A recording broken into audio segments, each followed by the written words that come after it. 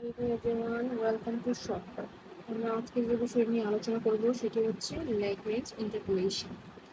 আচ্ছা, দেখুন প্রথমে আমি আপনাদেরকে কিছু ভয়ঙ্কর জিনিস দেখাতে যাচ্ছি।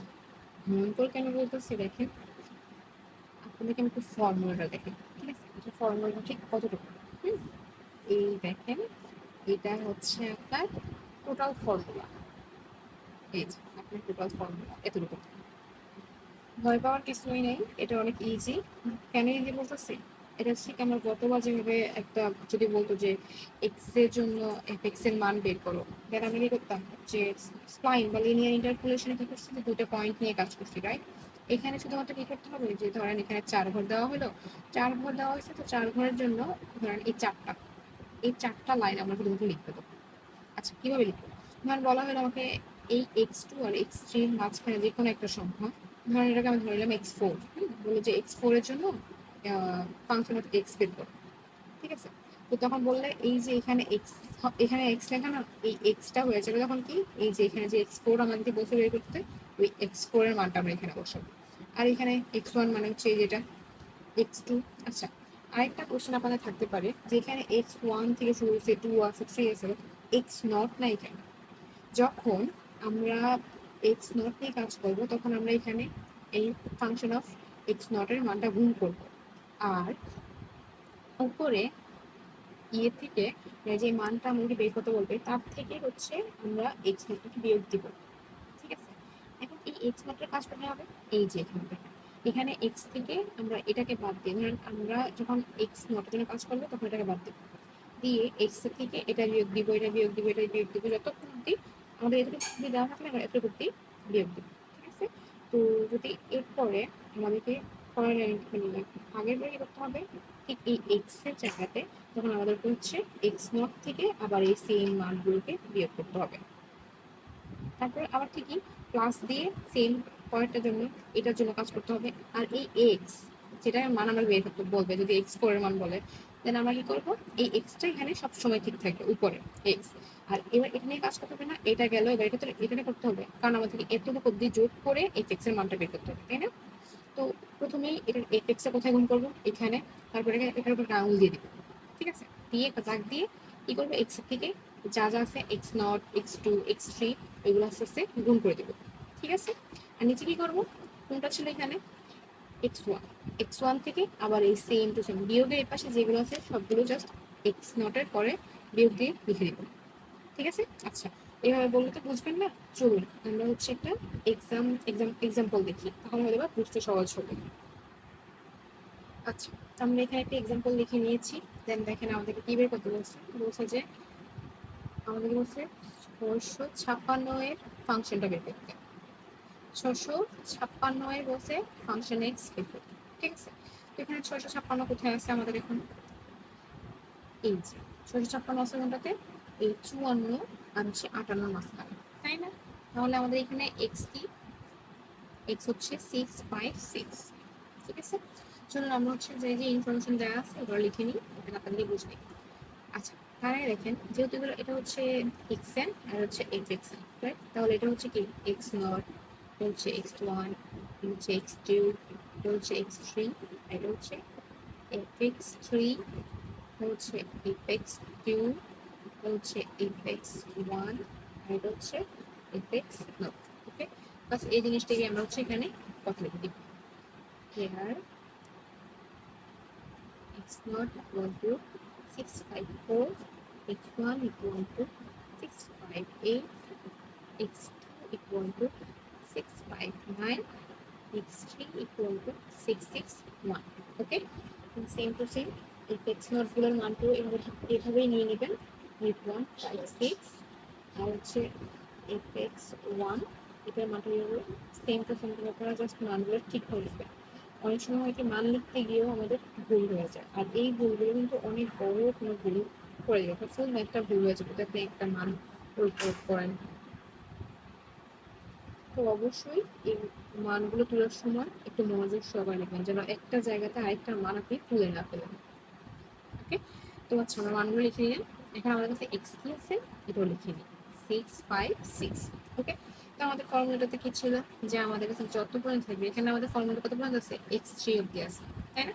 তো যখন আমরা ফর্মুলা দিয়ে কি জানতাম, আমরা কি কত অব্দি যাবো, x3, আমাদের মাত্র কয়টা ঘর হবে, একটা দুইটা তিনটা চারটা, ঠিক আছে? আমাদের চারটা যোগ হবে পরপর। কিভাবে, আমাদের কত বলছে ফাংশন এক্স বের করতে, তো ফাংশন এই এক্স এর মান কত, 6 5 6, এখানে আমরা আর এক্স দিব না, এখানে আমরা 6 বসিয়ে দেবো, ঠিক আছে? একটা দাগ দিয়ে নিব। এবার এখানে সবার আগে আমরা কি করবো, এই যে এখানে যে ফাংশন এক্সটা আছে, এক নম্বরে প্রথম ফাংশন এক্সটা আমরা এখানে বসাবো, ঠিক আছে? 2.8156, ওকে। দেন এটার উপরে একটা হাত দিয়ে দিলাম, এটাকে আমরা এখানে ব্লক করে দিলাম, ওকে। দেখুন বাকি বাকি আছে কোনগুলো, এই যে x1 x2 x3, রাইট? তো আমাদের x কি এখানে 656, ঠিক আছে? তো 656 মাইনাস এটা x1 ইন্টু আবার 656 মাইনাস এটা 659, আবার 656 মাইনাস এটা 661, দ্যাটস ইট। এখন নিচে কি লিখবো, এবার আঙুলটা সরিয়ে ফেলবো, সরিয়ে দেখবো যে এখানে আমরা কত ছিল, এটার উপরে x কত ছিল, 654, তাই না? এবার জাস্ট উপর এখানে একবার তাকাবেন, তাকিয়ে এবার কি আছে সেগুলো বসে দিবেন, বাস এই 656 এর জায়গাতে 654 দিয়ে দিবেন, 654 জাস্ট যা আছে তা বসিয়ে দিবেন, ঠিক আছে? আবার 654 মাইনাস 661, একটা শেষ। এখন আরেকটা আছে, এটা আছে, এটা বাকি আছে, হ্যাঁ? কি করবো এখন, একটা যোগ দিব, বাস আবার একটা দাগ দিব, দাগ দিয়ে পরের এফেক্টটা লিখে ফেলবো। এবার পরের এফেক্টটা কি ছিল আমাদের, 2.8182, মানে fx1 এখানে লিখে ফেললাম।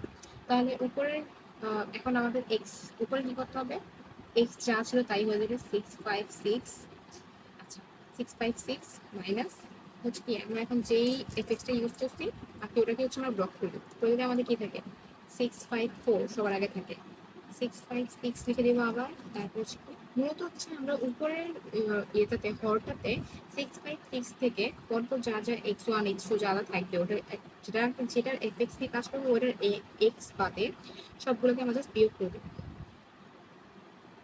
আশা করি আমি আপনাদেরকে বোঝাতে সক্ষম হয়েছি, না হলে অবশ্যই আমাকে জিজ্ঞেস করতে ভুলবেন না। আচ্ছা, তো আমাদের এখানে 2.8182 এর জন্য x1 কি, এটা হচ্ছে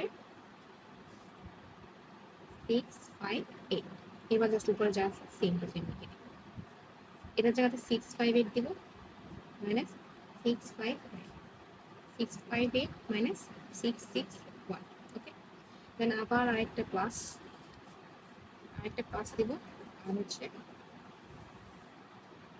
পরবর্তী এফএক্সটা বসাবো, মানে কি fx2 2.8189, এবার উপরের এটা কি, এক্সটা কি 659 লিখে রাখলাম, কারণ পরের জন্য আমাকে বারবার এটা নিয়ে চিন্তা করতে না হয়, আমার জন্য ইজি, হ্যাঁ? আর এক্স তো সেমই থাকবে। আচ্ছা, তো এখন যদি আমরা 659 এর ব্লক করে দিই তাহলে কি 654 656 থেকে যদি আমরা তারপর কি থেকে 658, তারপরে থেকে 656 থেকে 65661, ওকে। আর নিচে কি দেবো, বাস সেম টু সেম বিয়োগ দিয়ে দেবো, ঠিক আছে? 659 থেকে আমরা বিয়োগ দিয়ে দেবো।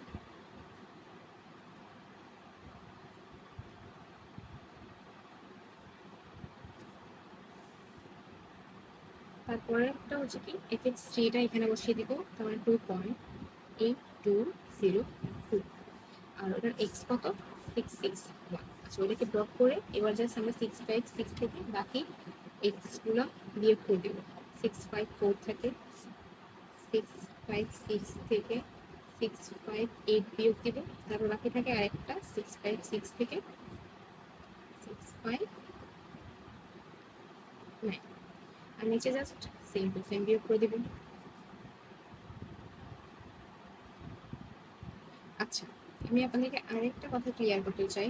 আচ্ছা, আমরা যেটার এফএক্স নেই ওইটার আমরা এক্সটা কেন স্কিপ করি, এই কোয়েশ্চেনটা থাকতে পারে। তো যদি এই কোয়েশ্চেনটা সরি ওয়ান।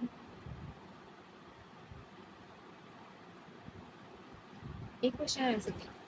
যদি আপনারা ওই এক্সট্রা ব্লক না করেন, যদি এক্সট্রা নেন, তাহলে এই যে নিচে এসে কি হয়, যদি ধরেন আমরা 661 যদি ব্লক না করি, তাহলে কোথাও এখানে এসে কি হবে, 661 মাইনাস 661 হয়ে যাবে, যেটা হয় বিয়োগ। তো এগুলো সবগুলো হয়ে যাবে জিরো। আর যদি কোনো মানের থেকে জিরো ভাগ দেন, তাহলে এটাও হয়ে যাবে জিরো, তাই না? পুরো মানটা তখন জিরো হয়ে যাবে। কিন্তু আমরা এটা করতে চাই না, আর আমরা ফাইন্ড করতে চাই না মানটা। আর এটা যেন তখন মানটা যেন বের হয়, তার জন্য হচ্ছে আমরা ওই একটা সংখ্যাকে স্কিপ করি। ঠিক আছে, বুঝতে পারছেন? আচ্ছা, বাকিগুলোকে হচ্ছে আমরা এভাবে করে নিব। এই তো আমাদের হয়ে গেল ফর্মুলাটা। ঠিক আছে, আপনাকে আমি আবার ক্লিয়ার করে বলে দিই যে আমরা এই যে 4টা রো করলাম, কেন 4টা রো করলাম? কারণ আমাদের এখানে কয়টা সংখ্যা আছে, এই যে 1টা 2টা 3টা 4টা, কয়টা ঘর আছে? 4টা ঘর আছে না? 4টা ঘরের জন্য আমরা হচ্ছে 4টা করলাম, লাইন করলাম, আর প্রত্যেকটার মধ্যে প্রত্যেকটা ইনফরমেশন রয়েছে, তাই না? তো এখন এটা ক্যালকুলেশন করার পর আপনারা প্রত্যেকটা রো আলাদা আলাদা করে ক্যালকুলেশন করবেন। আলাদা করে ক্যালকুলেশন করার পর যে ফলাফলটা আসবে, ওইটাই হচ্ছে আপনাদের কাঙ্ক্ষিত এফেক্টস এর মান। ওকে, তো আমরা দেখি যে আমাদের এটা ক্যালকুলেশন করার পরে যে কি আসে। যখন আমরা ক্যালকুলেশন করবো তখন আমরা পাই, প্রথম রো এর জন্য আমরা পাই 0.603 প্লাস 7. সেকেন্ড রো এর জন্য আমরা পাই 7.45 মাইনাস পরের রোটার জন্য পাই 5.638, আর তারপরের রো এর জন্য পাই 0.8058। আমাদের যে মানটা এখানে আমরা পাই সেটা হচ্ছে 0.8158।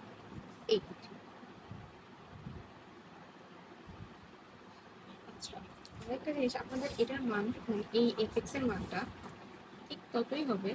এই দুটো দিকে তাকান, আপনাদেরকে কি বের করতে বলছিল? বলছিল যে 656 এর একটা মান বের করতে, তাই না?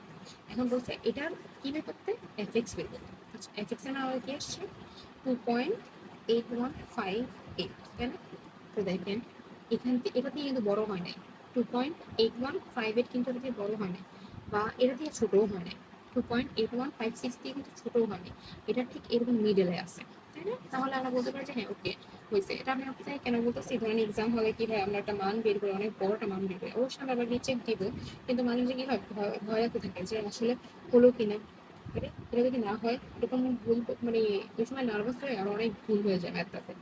তো আমরা অবশ্যই চেক দিব যে ওই দুটার মাঝখানে আছে কিনা মানটা, আবার একেবারে প্রথমটার থেকে ছোট হয়ে যেন না যায়, বা দ্বিতীয় যেটা মিডল আছে দ্বিতীয়টা থেকে যেন আবার বড় না হয়ে যায়, এদিকে আমরা খেয়াল রাখবেন। যদি এরকম হয় তাহলে অবশ্যই আবার রিচেক দিতে বলবো, বা কোথাও আপনি মান ভুল লাগছেন কিনা।